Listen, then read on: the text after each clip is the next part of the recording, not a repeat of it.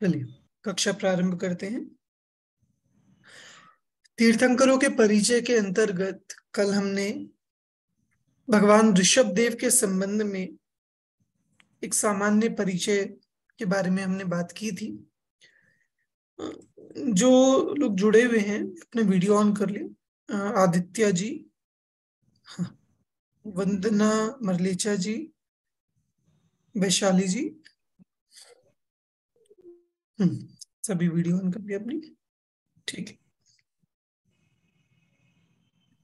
वैशाली जी आप भी सुन रही है तो अपनी वीडियो ऑन कर लें।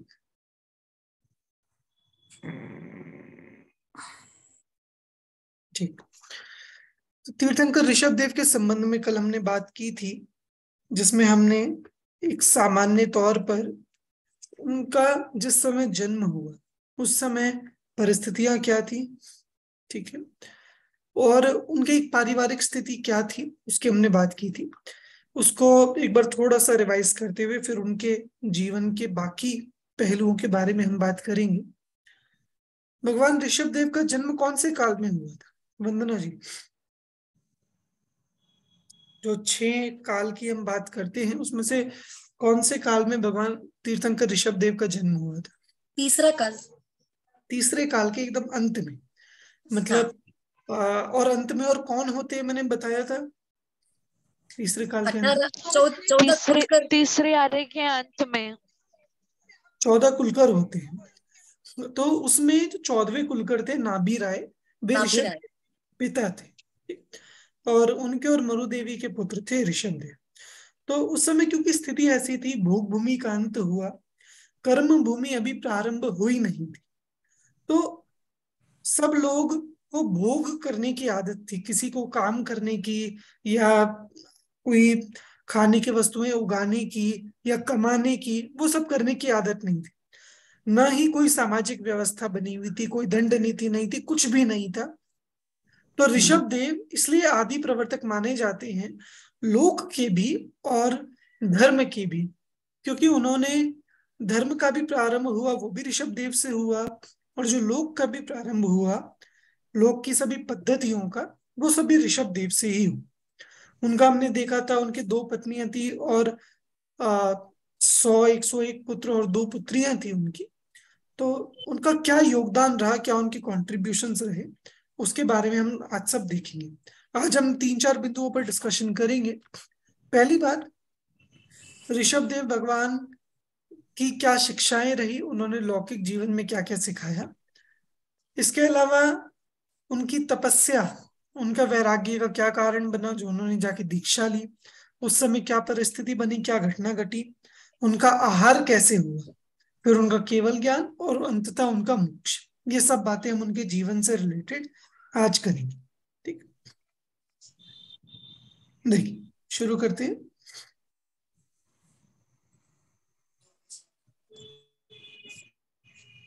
कल हमने तीर्थंकर ऋषभ देव के संबंध में ये सामान्य जानकारी जो ऊपर लिखी है देखी थी। तीर्थंकर ऋषभ देव के द्वारा क्या शिक्षाएं रही, इसकी बात हमें यहाँ आज करनी है। देखिए, उस समय तक कोई भी राज प्रथा भी नहीं थी। राज प्रथा मतलब कोई एक राजा नहीं हुआ करता था। मैंने कल आपको बताया था कि भोग भूमि में तो कोई ऐसा चलता था, किसी एक का कोई एक शासन नहीं चलता था, सब अपने अपने ही राजा थे। कल्प वृक्षों से ही भोजन लेना था, वस्त्र आदि लेने थे, आभूषण लेने थे। तो कोई वहां पर ऐसी सामाजिक व्यवस्था नहीं थी, क्योंकि यहाँ कल्प वृक्षहीन हो गए। मतलब देखिए कितना बड़ा फर्क पड़ता है सिर्फ कल्प वृक्षों के जाने से, क्योंकि कल्प वृक्षहीन हो गए। तो अब एक बात बताइए, अगर आपके पास कल्प वृक्ष है तो क्या आप कहीं जाकर चोरी करेंगे? किसी किसी का सामान चुराएंगे, किसी का डाका डालेंगे? कुछ नहीं करेंगे। तो जब तक कल्प वृक्ष है तो कोई भी अपराध वृत्ति नहीं होगी। और जब कल्प वृक्ष सारे समाप्त हो गए उसके बाद अपराध वृत्ति शुरू हुई। क्यों? जिसके पास जब भोजन नहीं आया तो लोग चोरी करना शुरू करेंगे, धन के लिए चोरी करना शुरू करेंगे। फिर किसी के पास कम धन, किसी के पास ज्यादा धन, ये भेदभाव भी वहां शुरू हो। क्षमा याचना ऋषभ जी, आपकी क्लास को थोड़ा सा डिस्टर्ब कर रही हूँ क्योंकि मैं जी ज्यादा भाई, देर रुक नहीं सकती हूँ। जी बट जी। अभी तक भी आपकी क्लास में 6 ही आए हैं बाकी, और आयुषी जी और हेमा भी हमेशा रहते हैं आपकी क्लास में। हेमा भी नहीं है आज क्लास में। हाँ मैम, हिमा भी नहीं है। ठीक है, और कभी अगर बाद में आ जाए तो खाली बस एक इतना इंफॉर्मेशन सबको दीजिएगा कि संभावना है कि 4 जनवरी के बाद में कभी भी एग्जाम का डेट आ सकता है। ठीक है। ऐसी संभावना है क्योंकि सेशन तो अगस्त से शुरू था। एडमिशन सबने जैसे जैसे लेते गए क्लासेस लेट होती गई। तो कोई भी घबराना मत आप सब भी कि अब 4 जनवरी में 1 जनवरी से एग्जाम आ जाएगा या कुछ। आप लोगों को उस हिसाब से ही पूरी तैयारी की जाएगी, इसलिए आप लोग को डरने की जरूरत नहीं है। क्योंकि हमने एडमिशन ही बहुत लेट लिया तो हमारा सेशन भी लेट गया है। तो आप लोग के लिए घबराइएगा मत कि अब 2 महीने ही बचे या 3 महीने। आराम से 2 महीने में भी आपका सिलेबस कवर होगा।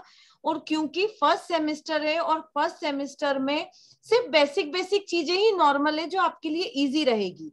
अगर हम अभी का एग्जाम लेट करेंगे तो नेक्स्ट एग्जाम के लिए हमें 2-3 महीना मिलेगा, लेकिन स्टैंडर्ड थोड़ा हाई हो जाएगा। तो बेटर है कि हम ये वाला एग्जाम जनवरी में करें, ताकि हम जो यूनिवर्सिटी के जो नियम है उस अकॉर्डिंग उसी टाइम पीरियड के हिसाब से चल सके। तो ऐसा जो भी और नया आए या क्लास में जब भी आए या तो आप देख लीजिएगा। वन्ना जी, आपने बबीता जी से बात की है? कॉल किया मैम, मैंने उठा ही नहीं। चलिए इस ट्रैक पर आ जाते हैं। आवाज आ रही है सभी को, है ना प्रॉपर? ठीक। हाँ, तो हम कहाँ थे? भगवान ऋषभ देव की शिक्षाओं। ठीक। भगवान, अब देखिए मैं आपको ये बता रहा था कि जब कल्प वृक्ष समाप्त हो गए तो कितना बड़ा फर्क पड़ा कल्प वृक्ष समाप्त होने से। क्योंकि जब तक कल्प वृक्ष थे कोई अपराध वृत्ति नहीं थी, जिसको जो भी चाहिए जाके कल्प वृक्ष से मांग लो।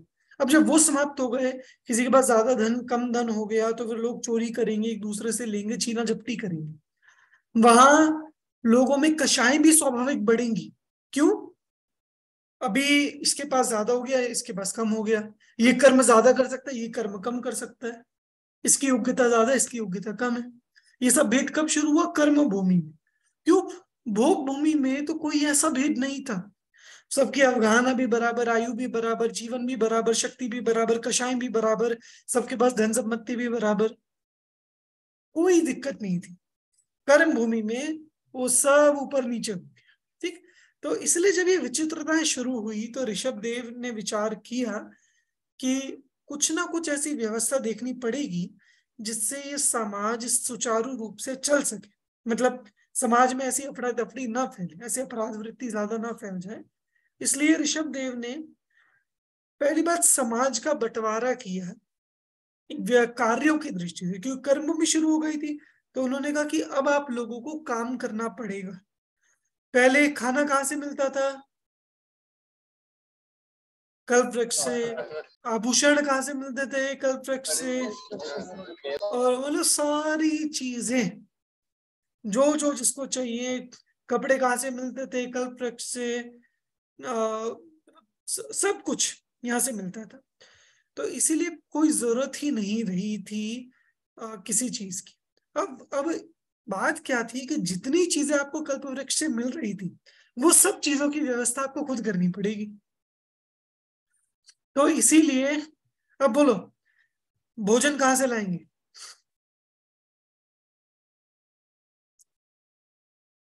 आदित्य जी, भोजन कहाँ से आएगा? कल्प वृक्ष से सर। नहीं, कल्प वृक्ष समाप्त हो गए अब। हाँ, कल्प वृक्ष समाप्त हो गए तीसरे काल के अंत में। अब ऋषभ देव के समय भोजन कहाँ से आएगा? भगवान से पूछते हैं और भगवान उन्हें समझाते हैं, तब असी मसी कृषि की रचना होती है। ये जो कर्म ऋषभ देव ने लोगों के सामने रखे, 80 कृषि विद्या वाणिज्य शिल्प, मुख्य रूप से ये सब रखे ही इसलिए क्योंकि अच्छा, कल्प वृक्ष क्योंकि खाना देते थे वो समाप्त हो गया, तो फिर आपको खेती करने की जरूरत है, इसलिए कृषि आई। कल्प वृक्ष घर दे देते थे, अब घर मांगो।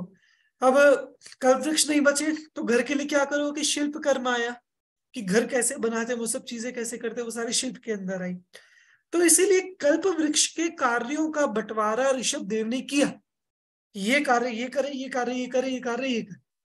अच्छा, फिर जब लोगों में व्यवस्था बनी, तो अब क्योंकि लोगों में दंड भी शुरू, मतलब अपराध वृत्ति भी शुरू हो रही है, तो आपको लोगों के ऊपर दिखने वाला भी कोई चाहिए ना। मतलब लोग सेल्फ डिसिप्लिन नहीं रहे, कोई ना कोई आपको अनुशासक चाहिए। तो लोगों का जो अनुशासक है वो कौन कहलाता है, क्या कहलाता है वो? राजा। राजा। तो क्योंकि देश बहुत बड़ा, तो एक राजा नहीं हो सकता, इसलिए अनेक राजा वहां पर हुए। अब अनेक राजा होंगे तो क्या होगा? एक राजा, सबकी राज्य व्यवस्था अलग होगी। सबकी राज्य व्यवस्था अलग होगी और आपस में युद्ध होंगे। जब तक कोई राज्य व्यवस्था ही नहीं थी तब तक कोई युद्ध भी नहीं था। अब जब राज्य व्यवस्था बनी तो सेनाएं बनी, तो युद्ध करने के लिए क्या चाहिए? शस्त्र।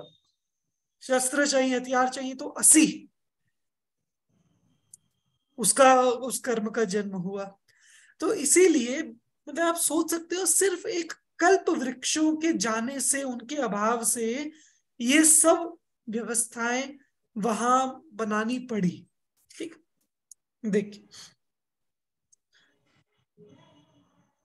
इस समय भोग भूमि का अंत हो गया था, तो ऋषभ देव ने कर्म करना सिखाया। एक इनके वंश का जो नाम इक्ष्वाकु वंश पड़ा है, उसका भी एक रीजन आता है कि उन्होंने उन्होंने क्योंकि लोगों को भोजन के लिए अलग अलग व्यवस्थाएं चाहिए थी, भोजन में भी बहुत सारी कैटेगरीज होती है ना।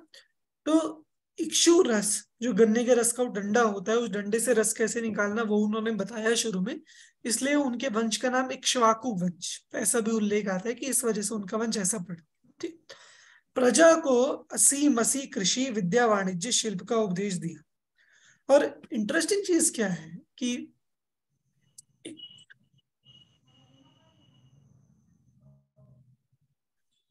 असीम असी कृषि विद्या वाणिज्य शिल्प क्या क्या चीज है?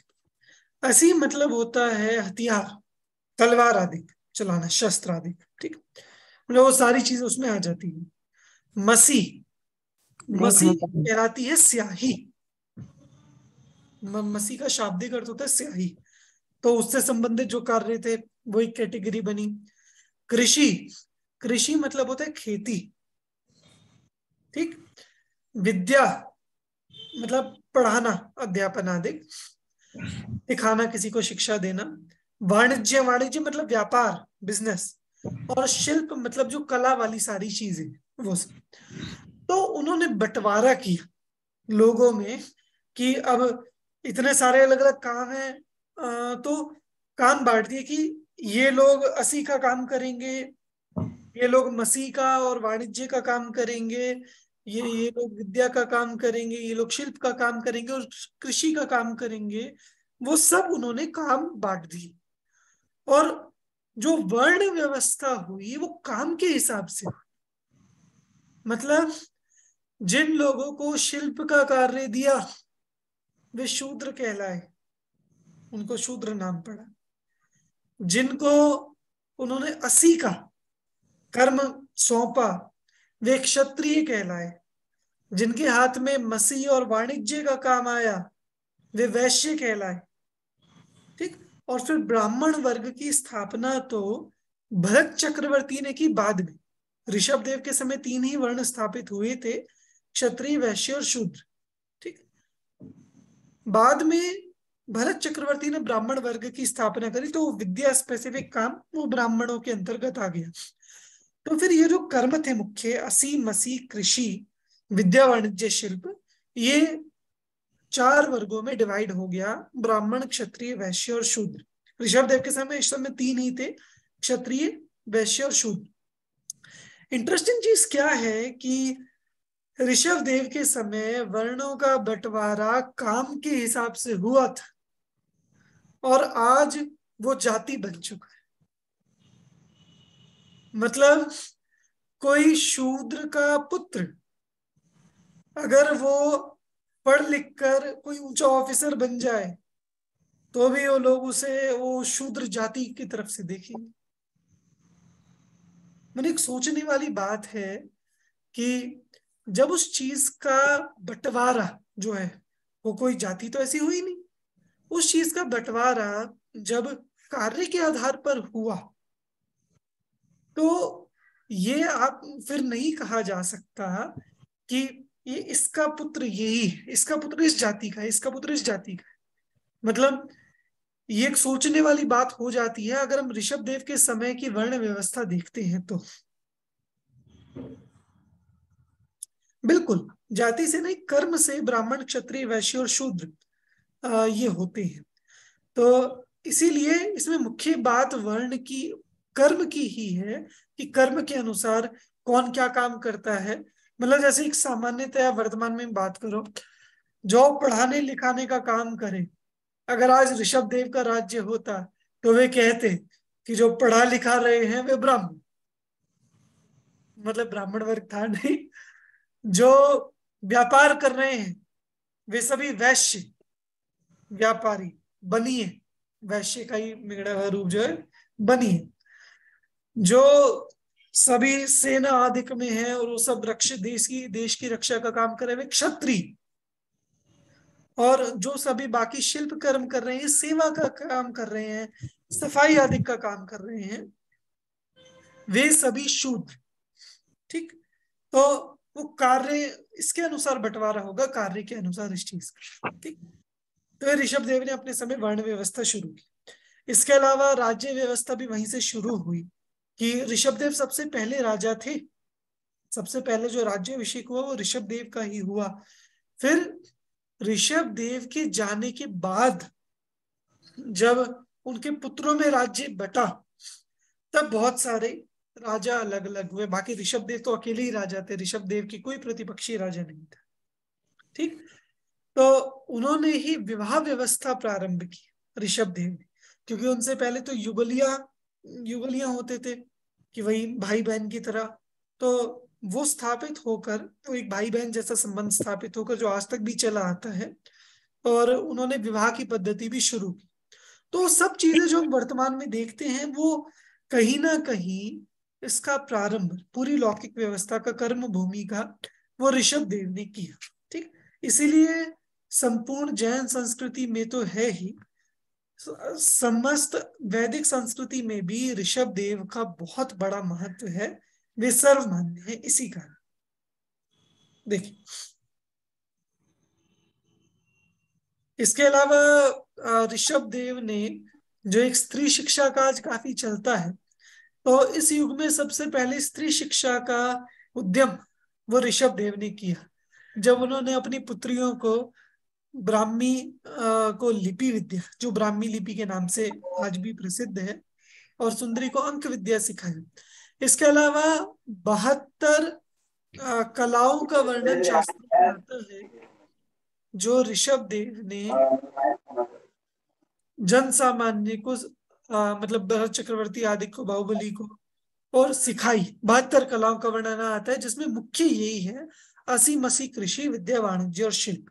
उसमें अंक विद्या भी है, लिपि विद्या भी है, इत्यादि अनेक विद्या उसमें आती। ठीक, उन्होंने खेती करना, मतलब उसके भी आप एक एक चीजें देखेंगे ना विस्तार में जाके, खेती कैसे करना, फिर खेती में भी आपको ये चीज कैसे उगानी, फिर वो अब पशु हो गए, पशु क्रूर हो गए, आपको पशुओं को कैसे बांधना, संभालना, उनको भोजन आदि कैसे देना, या फिर जंगल से क्रूर पशु आते हैं वे भक्षण करते हैं, उनसे सावधानी कैसे रखनी, फिर आपको अपने गांव का, नगर की बाउंड्री कैसे बनानी, उसकी रक्षा कैसे करनी। मैंने जो जो चीजें आप सोच सकते हैं कि अब तो अपने पास सारी रेडीमेड व्यवस्थाएं, बनी बनाई व्यवस्थाएं, मैंने जब ये बिल्कुल जीरो और वहां हमें ले जाकर खड़ा कर दो तो कितना कठिन है एक जीरो से बिल्कुल एक पूरा व्यवस्थित समाज बनाना। ऋषभ देव ने एक दंड व्यवस्था शुरू, दंड व्यवस्था, ये भी शास्त्रों में 4 तरह की आती है दंड व्यवस्था भी। वो लिंक में भी मैंने अपलोड कर दिया था, गूगल ड्राइव वाली लिंक पे भी। वो दंड व्यवस्था में पहले चलती थी कुलकरों के समय ये दंड व्यवस्था, हा मा धिक। ये सुने आपने ये शब्द, हा मा धिक? मतलब उस समय लोग कितने ऐसे भोले जैसे थे कि किसी ने कोई अपराध किया और किसी ने बोल दिया ना, हाँ हाय हाय क्या किया तुमने, तो यही उसके लिए दंड होता था।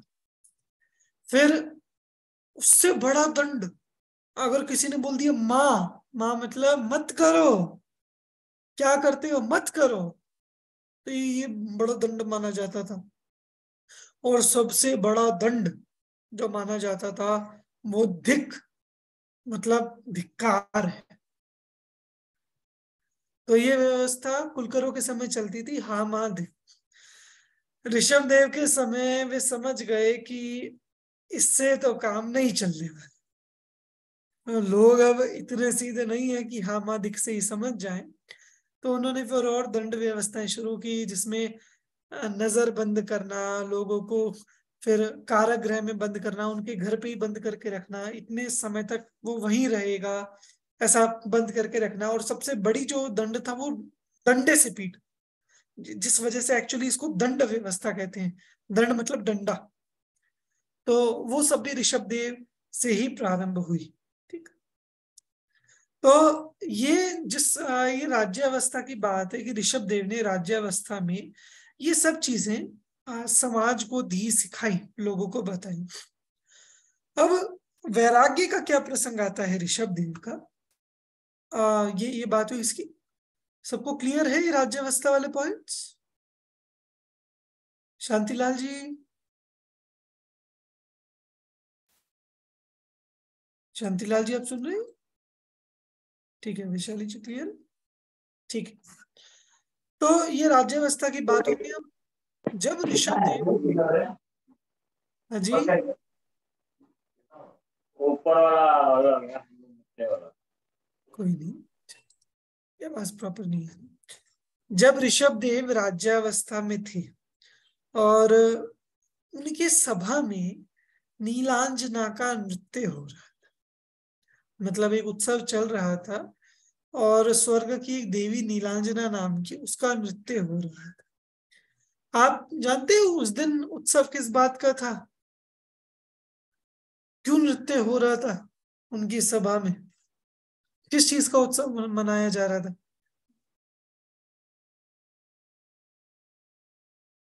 वंदना जी, नहीं मालूम? ये उत्सव था दिगंबरी के हिसाब से आता होगा ये नीलांजन का। हाँ हाँ हाँ, नहीं मैंने हाँ, एक ये जगह पता है। श्वेतांबरों में भी ये पढ़ने में आया है, ठीक, नीलांजना का, क्योंकि मैंने डिस्कस भी किया था, तो वहां भी ये प्रसंग आता है। श्वेतांबरों मतलब दोनों में ही है ये प्रसंग, दिगंबरों में भी है, श्वेतांबरों में भी है नीलांजना। तो इसमें होता क्या है कि ये उनके जन्मदिन वाला दिन होता है, जन्म दिवस वाला। तो उनका जन्म दिवस था, तो वह उत्सव हो रहा था और इसलिए इंद्र ने देवी की व्यवस्था करी और देवी नृत्य कर रही थी। हुआ क्या कि जब वो नीलांजन नृत्य कर रही और नृत्य करते हुए उसकी मृत्यु हो, पर इंद्र जैसा व्यवस्थापक और तीर्थंकर ऋषभ देव, वो भी उनका जन्मोत्सव और उसमें वो खलल कैसे पड़ने दे? तो भैया ऐसे डिस्टरबेंस तो नहीं होने देगा। तो उसने वो मृत्यु होते ही तुरंत की तुरंत दूसरी देवी आ गई कि लोगों को पता ही नहीं चला कि वो कोई देवी की मृत्यु हुई या नहीं। पर भैया आप दूसरों को छल सकते हो, आप ऋषभ देव को तो नहीं छल सकते। तो ऋषभ देव ने अवधि ज्ञान से जान लिया कि उसकी मृत्यु हो गई। आप सोच सकते हो उनको वैराग्य क्यों हुआ होगा ऋषभ देव, विचार करो तो। मतलब इस घटना से मृत्यु तो उन्होंने पहले भी देखी होगी, क्यों उन्हें वैराग्य हुआ?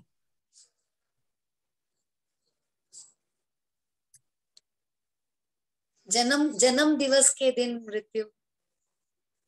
हाँ मतलब देखो, एक सोचने वाली बात है। मैंने कल बताया था, किस दिन बताया था कि 24 में से 20 तीर्थंकरों का दीक्षा दिवस उनके जन्म दिवस वाले दिन। 24 में से 20 तीर्थंकरों का मतलब देखिए, जब जन्म दिवस होता है जिस दिन, माने किसी ने बताया कि हे ऋषभदेव, आपकी 83 लाख पूर्व की आयु पूरी हो गई, तो ये सुनने पर वो ऋषभ देव को मजा आएगा कि अच्छा अच्छा आज तो मेरा बर्थडे है, या उनको ऑटोमेटिकली एक वैराग्य जैसा चलेगा कि अरे इस मनुष्य भव के इतना समय व्यतीत हो गया और सिर्फ इतना सा काल बचा है। मतलब ऑटोमेटिकली उनके दिमाग में शुरू से ही वो चीज घूमेगी कि अब मेरे इतने वर्ष व्यतीत हो गए। तो एक तो जन्म दिवस की वजह से उनके दिमाग में घूम ही रहा था।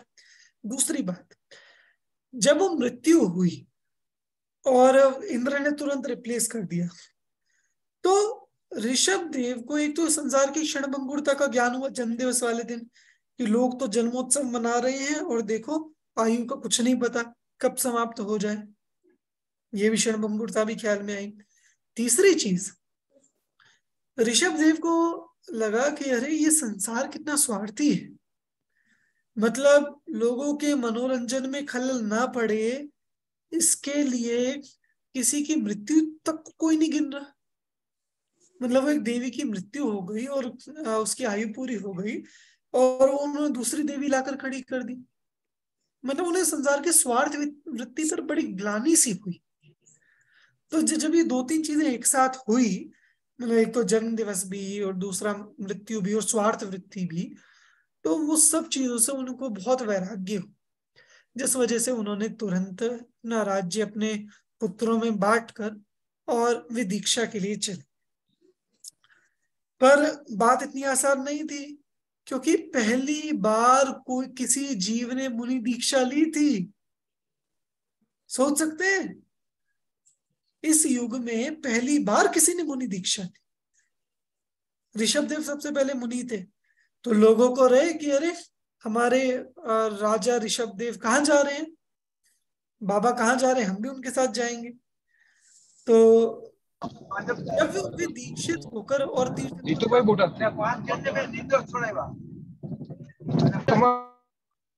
कि तीर्थंकर दीक्षा लेने के बाद मौन हो जाते, मौन धारण कर लेते हैं। तो ऋषभ देव ने तो दीक्षा ली और उन्होंने तो मौन धारण कर लिया, सब वस्त्राभूषण सब त्याग कर। अब लोग उनके पीछे गए और लोग भी वैसे खड़े हो गए और लोगों को लगा कि हाँ हाँ ऋषभ देव अभी ऐसे खड़े हैं, ये अभी फिर वापस चलेंगे, वापस नगर में जाएंगे, वापस राज्य करेंगे। तो सब वेट करते रहे कि ऐसे खड़े, अब जाएंगे अब जाएंगे अब जाएंगे अब जाएंगे। पर वे तो क्यों जाने वाले थे, वे तो दीक्षा लेकर मोक्ष मार्ग के लिए निकले थे। तो वो लोग, मतलब वो 4,000 राजा जो उनके अंडर में थे ऋषभ देव के, उन सब ने वो मुनि दीक्षा ली थी और सब वहां इधर उधर क्या खाएं क्या पिए, सब परेशान। तो फिर मतलब ऋषभ देव तो क्यों हटने वाले थे, तो ऋषभ देव मौन रहे। उन्होंने ये सब देखकर भी वो विचलित नहीं हुए कि अरे ये सब भ्रष्ट हो रहे हैं तो धर्म की कितनी निंदा होगी, क्या, कुछ नहीं। वे अपने मौन साधना में लीन रहे। एक कथानक आता है कि इंद्र ने उन सभी को समझाया, सावधान किया, उन सभी राजाओं को बताया। और एक भरत चक्रवर्ती का भी आता है कि भरत चक्रवर्ती ने उन सभी राजाओं को जो दीक्षित हो गए थे उन सभी को बताया, समझाया। जब ऋषभ देव ने दीक्षा ले ली तो उसके बाद 6 महीने तक तो वे अपने ध्यान साधना में ही मग्न रहे। 6 महीने बाद जब उन्हें आहार के लिए विकल्प आया, अब एक और नई बात, आहार के लिए उठे और नगर में जाए तो किसी को विधि नहीं मालूम आहार की, कि आहार कैसे दिया जाए, क्या दिया जाए, किसी को कुछ नहीं पता। तो वे गए तो कोई उन्हें आभूषण दे, कोई हाथी घोड़े दे, कोई कुछ दे, कोई कुछ दे, कोई अपनी कन्या लेकर आए। कि भगवान भगवान आए हैं, नगर में भगवान आए हैं। अब लोगों को खुशी तो बहुत हो कि हमारे पालक राजा ऋषभदेव हमारे नगर में आए, खुशी तो बहुत हो, पर अब अकल तो हो कि क्या देना क्या नहीं देना। ऐसे तो हार लेंगे नहीं बिना विधि के। तो वो 6 महीने 7 महीने तक ये सब चलता रहा। फिर 7 महीने और 13 दिन बाद हस्तिनापुर के राजा श्रेयांश को स्वप्न आया और स्वप्न में उनको आहार की विधि ज्ञात हुई, जिस वजह से उनको मालूम चल गया कि मुनि ऋषभदेव आहार के लिए निकले और इस तरह से उनका आहार की ये विधि है। तो संयोगवश ऋषभदेव हस्तिनापुर नगर में आहार के लिए गए और राजा श्रेयांश के यहाँ उनका इक्षु रस का सर्वप्रथम आहार हुआ। और वो दिन हम किस रूप में मनाते हैं? अक्षय तृतीया। अक्षय तृतीया, वैशाख शुक्ल तृतीया के दिन वह प्रथम आहार हुआ। मैंने लोगों में कितनी खुशी होगी, सोच सकते हो कि हमारे पालक जिनका 7 महीने से कोई जिनको आहार नहीं करा पाया और आज उनका आहार हो गया, तो लोगों में कितनी खुशी हो, कितनी प्रसन्नता हो। तो लोगों में उत्साह का ठिकाना नहीं रहा, सबको आहार की विधि ज्ञात हो गई। तो धीरे धीरे वो सब चला। उसके बाद भगवान ऋषभदेव 1000 वर्ष तक तपस्या करते रहे। ये वैराग्य और दीक्षा का हो गया। ठीक है, ये सभी मैंने बता दिया। 1000 वर्ष तक भगवान ऋषभदेव तपस्या करते रहे और 1000 वर्ष बाद पुरिम ताल नाम के नगर में उनको केवल ज्ञान की प्राप्ति हुई। और आपको मालूम होगा कि जब केवल ज्ञान की प्राप्ति होती है तो कोई भी जीव अरहंत अवस्था प्राप्त करने के बाद 5000 धनुष ऊपर तक चला जाता है। तो ऋषभदेव 5000 धनुष ऊपर हो गए और वहां इंद्र की आज्ञा से कुबेर ने समोह शरण की रचना की। उन्हें केवल ज्ञान हो गया। वहां सब समोह शरण में सब लोग एकत्रित हुए उस समय। अच्छा, ध्यान रखिएगा, भगवान के केवल ज्ञान होने से पहले तक कोई भी चतुर्विद संघ नहीं था। ना कोई मुनि, ना कोई आर्यिका, ना कोई श्रावक, ना कोई श्राविक, कोई नहीं था। और ऋषभदेव को जब केवल ज्ञान हुआ तब उनके प्रभाव से लोगों ने मुनि दीक्षा ली, आर्यिका दीक्षा ली, श्रावक हुए, श्राविकाएं हुई। चतुर्विद संघ की स्थापना वहां पर हुई और ये चतुर्विद संघ ही तीर्थ कहलाता है। वो इसीलिए ऋषभदेव तीर्थंकर कहलाए, क्योंकि उन्होंने वहां चतुर्विद संघ की धर्म की स्थापना की। उसके पश्चात उनका 1000 वर्ष कम 1,00,000 पूर्व मैंने आपको बताया था पूर्व कितना होता है? एक पूर्व 7056 फॉलोड बाय 10 zeros। ठीक है, 10 ही आएंगी, वो आप काउंट कर लेना। 70,56,000 करोड़। हाँ, करोड़ में 7,000 में 3, ठीक है, 10 ही आएंगी जीरोस। तो 7056 और 10 जीरो, 70,56,000 करोड़ वर्ष का एक पूर्व होता है। और ऐसे 84 लाख पूर्वों की ऋषभदेव की आयु थी। उसमें उनका समोह शरण, मतलब उन्होंने दीक्षा कब ली? जब 83 लाख पूर्व पूरे हो गए थे तब दीक्षा ली। और केवल ज्ञान हुआ 1000 वर्ष बाद। तो जब उनके आयु के 1000 वर्ष कम 1,00,000 पूर्व बाकी था तब उनको केवल ज्ञान हो गया था। और तब तक वे पूरे देश भर में समोह शरण सहित विहार करते गए। लोगों ने उनके उपदेश से सम्यक दर्शन धारण किया, व्रत धारण किए, मुनि दीक्षा धारण की, केवल ज्ञान प्राप्त किया, मोक्ष चले गए। मतलब ऋषभदेव के माध्यम से इस काल में मोक्ष मार्ग प्रारंभ हो गया। तो फिर भले ही ऋषभदेव के निर्वाण जाने के बाद आयु के अंत में ऋषभदेव निर्वाण को प्राप्त हो गए, तो उसके बाद भी ये मोक्ष मार्ग अनवरत रूप से चलता रहा, क्योंकि ऋषभदेव ने वो मार्ग सभी के लिए सहज कर दिया था, सभी को बता दिया था। और उन्हीं का बताया हुआ मार्ग आज हम तक आया है। मतलब आज हमारे पास जो कुछ भी है, चाहे लोक में चाहे धर्म के विषय में, हमारे आदि प्रवर्तक ऋषभ देव है। हमारे धर्म भूमि के, हमारे कर्म भूमि के, सब चीजों के प्रवर्तक ऋषभ देव हैं।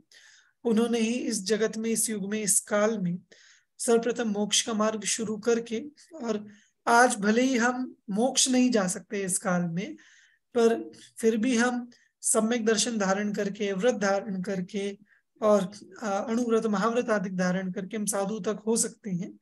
तो वो मार्ग भी हमें सब ऋषभ देव से ही मिला है, और आगे आगे के तीर्थंकरों ने सबने उन्हीं का अनुसरण किया। ठीक, तो इस तरह हमने ये ऋषभ देव जो अब हमारे प्रथम तीर्थंकर, उनके संबंध में संक्षिप्त रूप में हमने उनकी जीवनी के बारे में यहाँ पर देखा। आप में से किसी को कोई भी प्रश्न हो उनकी जीवनी के संबंध में तो आप पूछ सकते हैं। सभी को क्लियर है? शांतिलाल जी, वैशाली जी, खुशबू जी, सर आदित्य आपने जी। 5000 धनुष बोले, 500 धनुष है ना? 500 धनुष तो ऋषभ देव हाइट। की हाइट थी। हाँ, हाइट 5000 धनुष है कि केवल ज्ञान होने के बाद मैंने कोई भी जीव अरहंत बन गया तो वो पृथ्वी से कितना ऊपर चला जाता है कि 5000 धनुष ऊपर। ठीक, और एक ऑब्वियस सी बात है कि जैसे अभी का विचार करो, मान लीजिए किसी की 6 फुट हाइट, ठीक, तो 60 फुट की हाइट पर अगर कुछ होगा तो आपको ज्यादा ऊंचा लगेगा क्या? 6 फुट आज एक एवरेज हाइट है, तो अगर कोई कहे कि अरे वो चीज है वो 60 फुट ऊंची बनी है, 60 फुट ऊंची, तो कोई आश्चर्य लगेगा क्या? नहीं। तो जिस समय 500 धनुष हाइट थी उस समय 5000 धनुष कोई ऊपर चला गया तो क्यों आश्चर्य लगेगा? ठीक, तो इसलिए वो मिला है। ठीक, चलिए, और कोई प्रश्न किसी का?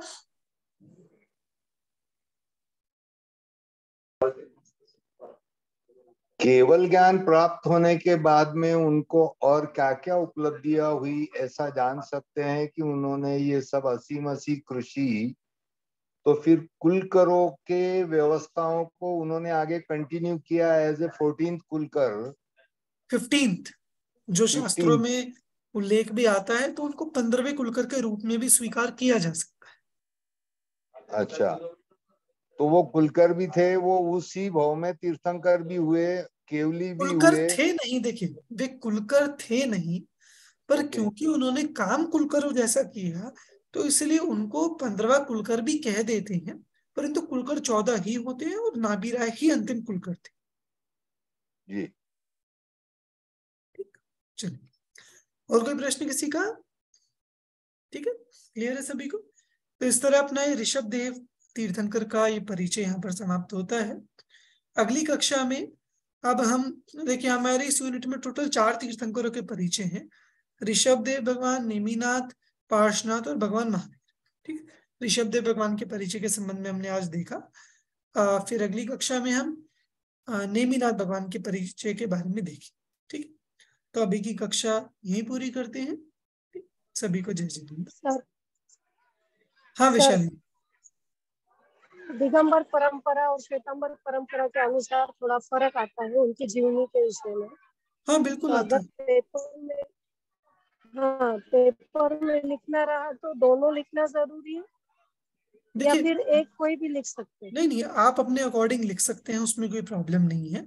अगर आपसे स्पेसिफिक पूछा जा रहा है किसी बात को लेकर, जैसे उनकी पत्नियों के संबंध में जो अंतर है वो मैंने आपको बताया, दिगंबर में ऐसा आता है, श्वेतांबरों में ऐसा आता है, या अन्य भी कोई जो भेद आते हैं, स्पेसिफिक आपसे पूछा जाता है तब अलग बात है, स्पेसिफिक नहीं पूछा जाता, एक जनरल क्वेश्चन है ऋषभ देव का परिचय, तो आप अपने अकॉर्डिंग लिख सकते हैं, उसमें कोई प्रॉब्लम नहीं। ठीक है, आप क्योंकि उनकी इसमें भी आपने जो तप के बारे में बताया, दीक्षा लेते समय का तप जो है वो श्वेतांबर के अनुसार अलग है, दिगंबर परंपरा के अनुसार अलग है। नहीं बिल्कुल, तो उसमें कोई समस्या नहीं है। आप चाहे तो दोनों का उल्लेख कर सकते हैं, तो चाहे सिर्फ एक के अकॉर्डिंग भी लिख सकते हैं, कोई प्रॉब्लम नहीं। ठीक है, general question. Thank you sir. ठीक है। सर रमेश जी का जो फिजिकल क्लास हो रहा है उसमें वो काफी क्वेश्चन उठाते हैं, क्या वो क्लास की भी रिकॉर्डिंग मिल सकती है? एक्चुअली उसकी रिकॉर्डिंग होती नहीं है उस क्लास की, अभी तक तो नहीं हुई, क्योंकि 3 ही क्लास हुई है, मंडे ट्यूसडे 2 ही क्लास हुई है अभी। तो मैं देखता हूँ अगर इस बार से, क्योंकि उनके क्वेश्चंस से हर विषय खुलता हुआ नजर आता है। हम तो समझते हैं कि वो हमारी क्लास में नहीं है तो हमारा एक तरफ से हम लूजर हैं।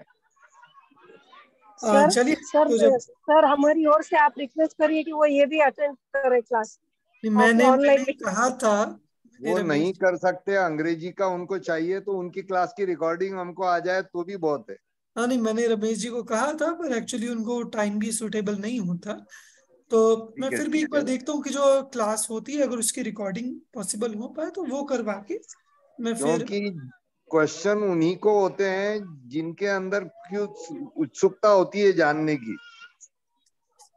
नहीं बिल्कुल, तो वो चीज मैं देख लूंगा रिकॉर्डिंग का करवा के और ना आपको कॉल। ना समझी में हम अंग्रेजी का कुछ पूरा अगर नहीं भी, अगर कहीं उसका पूरा रस जान पाएंगे तो भी क्वेश्चन रेज करने से क्या पूछा है वो बात तो हम जरूर जानने की कोशिश करेंगे। नहीं नहीं, बिल्कुल बिल्कुल, इस बार से मैं करवा दूंगा, कोई दिक्कत नहीं। ठीक है, जी जी। चलिए अभी ज्ञान कुछ और ज्ञानदाता की सदा जय हो। सभी को जय जिनेन्द्र।